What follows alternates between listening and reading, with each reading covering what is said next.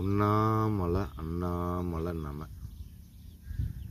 என்னோட பதிவை பார்க்குற எல்லா குடும்பங்களுக்கும் 100 நன்மைகள் நடக்கட்டும்னு வேண்டிக்கிடுவேன்.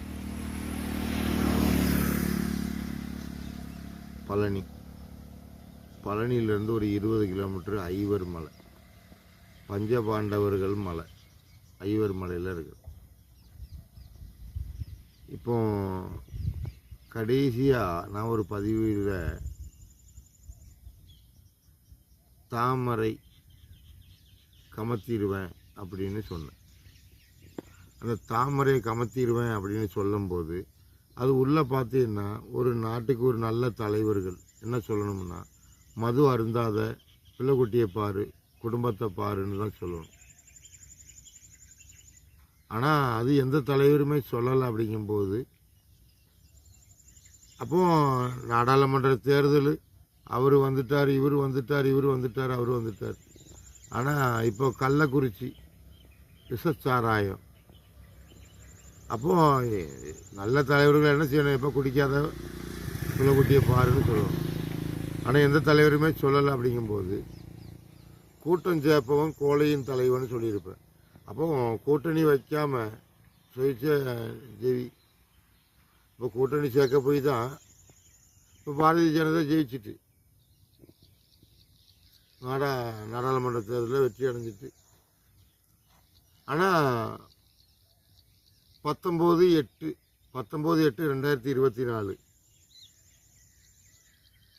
இந்திய அரசியலில் ஒரு கொஞ்சம் ஒரு பரபரப்பான ஒரு இதாக நடக்கும் இந்தியாவுக்குள்ள. நிதிஷ்குமார் பாட்னா, பீகாரோட முதலமைச்சர், ஆந்திரா சந்திரபாபு நாயுடு. இதே சந்திரபாபு நாயுடு தான் 2019 இந்த கொரோனா லாக்டவுனு இப்படி ஒன்று உருவாகுது அப்படிங்கிறது எல்லாமே எல்லா முதலமைச்சர்கிட்டையும் போய் பேசுனது, எல்லா மாநில முதலமைச்சர்கிட்ட போய் பேசுனது இந்த சந்திரபாபு நாயுடு தான். இந்த மாதிரி கொரோனா லாக்டவுன்னு ஒன்று உருவாக்க போகிறோம் அப்படின்னு எல்லா மாநில முதல்வர்கிட்ட போய் பேசுனது சந்திரபாபு நாயுடு. அப்போ சந்திரபாபு நாயுடு போய் பேசும்போது 2019 பேசும்போது இப்போது 2020 லாக்டவுனு. அப்போ 2024 சந்திரபாபு நாயுடு வெற்றி அடைஞ்சிட்டார். அதாவது பிஜேபிக்கு கூட கூட்டணி.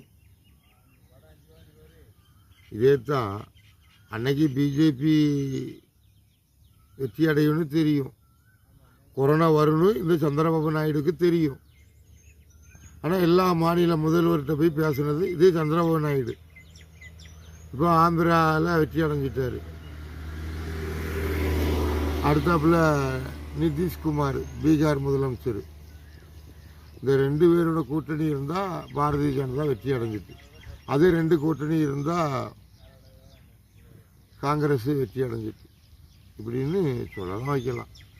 இது ரெண்டும் ராகுல் காந்தியும் என்னை பார் யோகம் வரும் கழுத மேலே அமர்ந்து இருக்கிறார். பாரத பிரதமர் நரேந்திர மோடி என்னை பார் யோகம் வரும் கழுத, என்னை பார் யோகம் வரும், நான் வந்துட்டா நல்லது செய்வேன். அப்போ ஒரு நல்லது நடக்கிறது எப்படி? இதெல்லாம் உங்களோட சௌரியம். என்னோட விஷயம் என்னன்னு கேட்டீங்கன்னா, இந்த தமிழ்நாட்டுக்குள்ள நான் பேசாமல் சிவசிவான்னு இருந்தேன். என்கிட்ட ஒருத்தன் வந்து அண்ணாமலை கண்டிப்பாக வெற்றி அடைவார், பாரதிய ஜனதா கண்டிப்பாக 3 சீட்டு பிடிச்சிரும், ஏன் மொத்தமாக பிடிச்சிரும்னு சொன்னால் பெருமைப்படுவேன். 3 சீட்டு பிடிச்சிரும். அது மாதிரி கேரளாவில் 4 சீட்டு பிடிச்சிரும். எதுவுமே பிடிக்காது. சாமி போயா, பாரதிய ஜனதா 3 சீட்டு தமிழ்நாட்டுக்குள்ளே பிடிச்சிரும். எதுவுமே பிடிக்காது. பிடிச்சிருயா? பிடிக்காதுயா. சின்ன ஒரு வாக்குவாதம். அவன் தான் அடிவாரத்தில் இருக்கிற ஒருத்தன். சின்ன ஒரு வாக்குவாதம் யார்கிட்ட பேசணும் என்னன்னு அவன் தெரியல, வைக்கல. அவனுக்கு இன்னும் இருக்குது. சித்தர்னு சொன்னா விநாயக பெருமான். அப்ப சித்ரா விநாயகி, புரியுதா? அப்ப இந்த தமிழ்நாட்டுக்குள்ள சித்தர் வழிபாடு எங்க போய் சித்தர் வழிபாடுன்னு செஞ்சாலும் அதெல்லாம் விநாயக பெருமானுக்கு தான் போய் சேரும். அப்ப நேரடியா விநாயக பெருமானே, சித்தருக்கெல்லாம் சித்தரே விநாயக பெருமானே என்ன வேண்டிக்கிட்டா எந்த பிரச்சனையும் யாருக்கும் எதுவும் வராது, நன்மையே நடக்கும். அப்போ 18/8/2024 நேதாஜி சுபாஷ் சந்திர போஸோட நினைவு நாள். இது பாரத நாட்டில் சொல்லிக்கிட்டது. ஆனால் உண்மையாக நேதாஜி சுபாஷ் சந்திர போஸ் மரணப்பட்ட நாள் என்ன, வருடம் என்ன?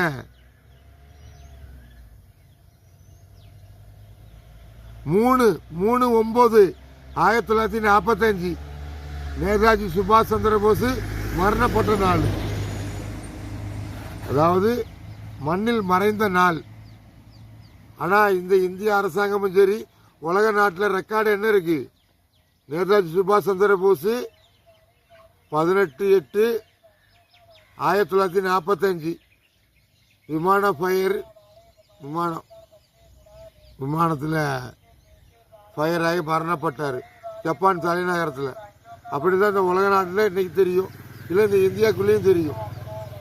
ஆனால் இந்த கன்னியாகுமரி தொட்டு இந்த இமயமலை உச்சி வர சாமியார், சன்னியாசம், அது இது, சித்தர் வழிபாடு, அது இது, உலகத்தில் மாந்திரிகத்திலிருந்து எல்லாமே உண்டு இந்த கன்னியாகுமரி தொட்டு அந்த இமயமலை உச்சி வர. ஆனால் நேதாஜி சுபாஷ் சந்திர போஸ் மரணப்பட்டது இந்த நாள், இந்த நட்சத்திரம். ஆனால் அவர் உடம்பு இன்ன இடத்துல இருக்கு, இப்படி ஆட்சி வச்சுன்னு ஏதாட்டு ஒருத்தர் சொன்னாங்களா? இல்லை சொல்லதான் முடியுமா? முடியாது. ஆனால் இதை சொல்லி ஒருத்தன் வருவான்,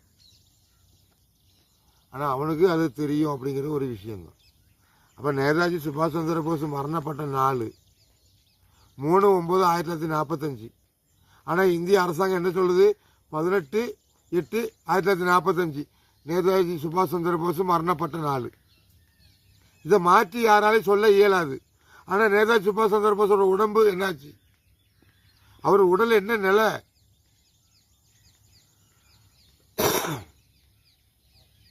யாரும் சொல்லலை, யாருக்கும் தெரியாது. ஆனால் நேதாஜி சுபாஷ் சந்திர போஸ் உடலை இந்த தமிழ்நாட்டுக்குள்ள கொழுக்குமலையில் சமாதி வச்சிருக்கு. இதுக்கு ஒரு எடுத்துக்காட்டு. மனித உடலை இந்த இந்திய பாரத பூமியில மனித உடலை புதைக்கணும், எரிக்கக்கூடாது.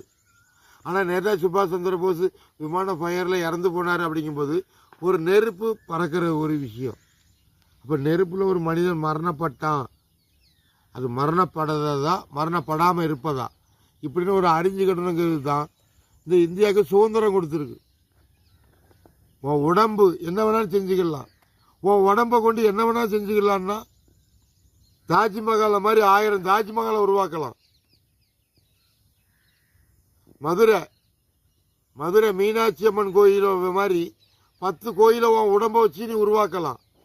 உன் உடம்புக்கு வேண்டி நீ என்ன வேணாலும் சம்பாத்தியம் பண்ணலாம். ஆனால் சம்பாத்தியம் அனைத்துமே உன் உடம்புக்கு வேண்டி. உன் உடம்பை அழியாம ஒரு பொக்கிஷம். ஆனால் அந்த உடம்பை அழிகிறத பெரிய சாதாரணமாக எடுத்துக்கிட்டு வச்சுக்கிட்டு இருக்குது அல்ல. உனக்கு ஆதிச்சநல்லூர் வரலாறு இந்த பூமி கீழே கிடைச்ச அனைத்து பொக்கிஷ பொருளை எடுத்து நீ ஆராய்ச்சி தான் பண்ணிக்கிட்டு இருக்கிற. ஆனால் உன் ஆயுசு, உன் உடல் அழியாத ஒரு பொருள், இதை நீ அழிச்சிடுற.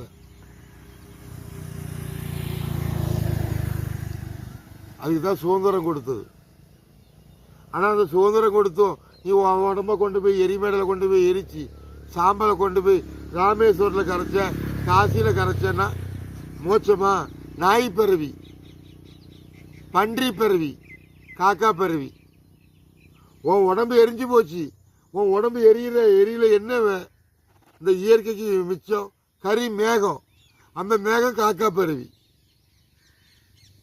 இந்த உடம்பானது சாம்பல் ஆகக்கூடாது, நெருப்பு புகையக்கூடாது.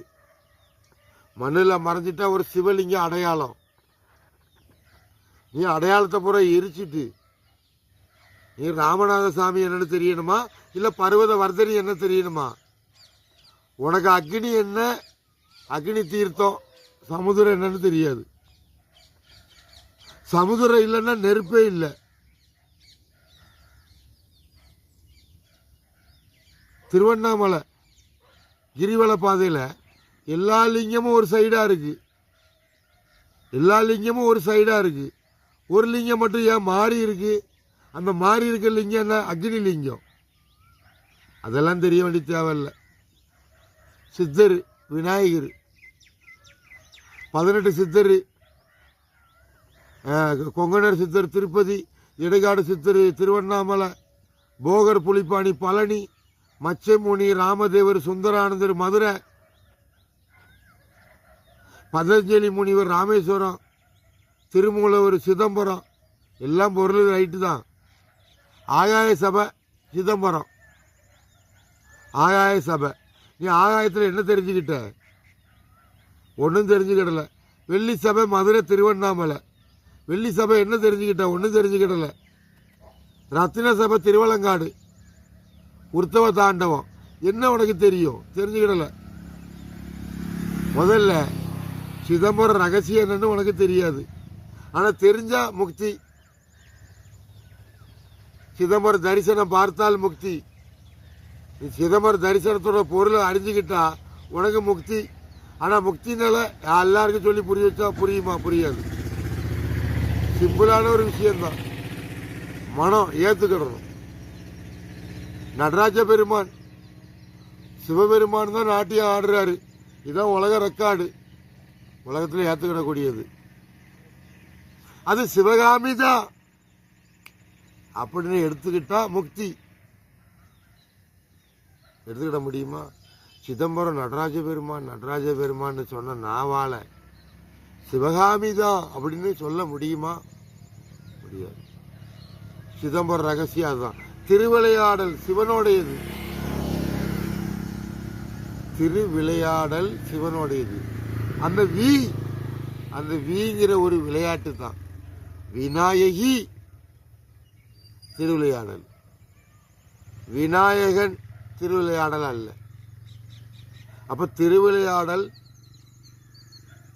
சக்தியோடையது. அம்மை அப்பன் துணை.